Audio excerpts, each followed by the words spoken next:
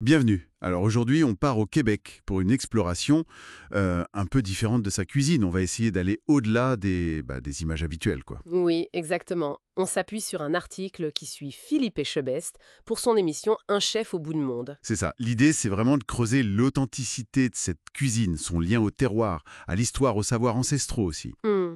Et c'est passionnant parce que cette cuisine, elle raconte vraiment une histoire de résilience face au climat, bien sûr, mais aussi une connexion très forte entre les gens, les saisons. Le passage du temps, les générations. Voilà, tout à fait. C'est un peu l'âme du Québec dans l'assiette, si on veut. Alors Etchebest, il commence son périple à Montréal et puis il remonte direction le territoire cri. Hmm. Et il fait une halte assez marquante, j'ai l'impression, à la sucrerie de la montagne. C'est une cabane à sucre, mais traditionnelle. Ah oui, un site patrimonial même. C'est tenu par Pierre et Stéphane Fauché, père et fils. C'est ça. Ils font au sirop d'érable de manière artisanale, ancestrale presque, au milieu de la forêt d'érable. On décortiquons ça un peu. C'est plus que du sucre, hein. Ah ben oui, carrément. C'est un symbole, une transmission. Et puis il faut voir l'ampleur que ça a. Oui. Ben, le Québec produit genre 75% du sirop d'érable mondial. C'est énorme. Ah oui, quand même. Donc c'est un trésor économique, mais aussi culturel. Il y a toute une palette de saveurs en plus, du doré très fin au plus foncé, plus robuste. D'accord. Et après ça, le voyage continue avec une rencontre clé, non? Oui, avec Stéphane Moda, un chef français qui vit au Québec depuis 20 ans maintenant. Ok. Et lui, il fait le lien avec autre chose d'essentiel. Exactement. C'est là que ça devient super intéressant, je trouve. Modat, il intègre dans sa cuisine les traditions culinaires des 11 nations autochtones du Québec. Hmm. Et comment on fait ça bien? Enfin, je veux dire, sans tomber dans l'appropriation, tout ça. C'est la grande question, bien sûr. L'article suggère que sa démarche, elle est basée sur des années de collaboration, de respect. C'est pas juste prendre une technique, quoi. D'accord. Et ce que ça révèle, c'est que l'authenticité québécoise, elle n'est pas juste française ou coloniale, elle est profondément métissée.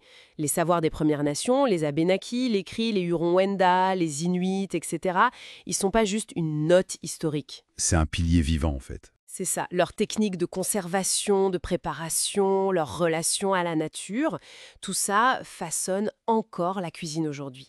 C'est fondamental. Et Etchebest, il va à la rencontre directe de ses savoirs, j'imagine, hein? Oui, tout à fait. Il rencontre Kino Leroux, qui est Huron-Wendat, et qui partage cette philosophie de vie en harmonie avec la nature. Mhm. Et puis, il y a Mario, un trappeur cri sur le territoire Iouisti. Ah oui, j'ai lu ça. Initiation à la pêche blanche. Exactement, la pêche sous la glace. Et les cuissons traditionnelles sur feu de bois. C'est plus qu'une recette, c'est une transmission, une philosophie. Une leçon de vie, comme dit l'article. Voilà. Et ça montre bien une cuisine qui est vraiment liée à la subsistance, au partage dans la communauté. Mario, il explique que chaque prise, c'est un don de la nature qu'il faut honorer. Ça change la perspective, c'est clair.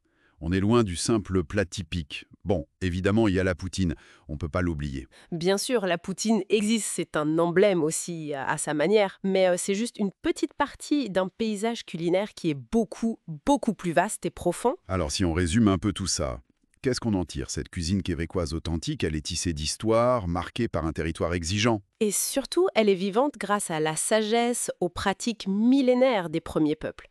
C'est une identité vraiment enracinée et vibrante. Hmm. Une identité complexe et riche. Tout à fait.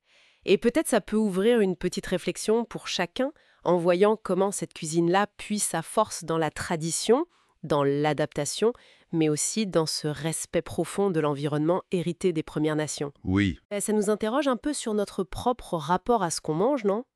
Le lien qu'on fait ou qu'on ne fait plus entre notre assiette, notre culture et la nature qui nous entoure finalement.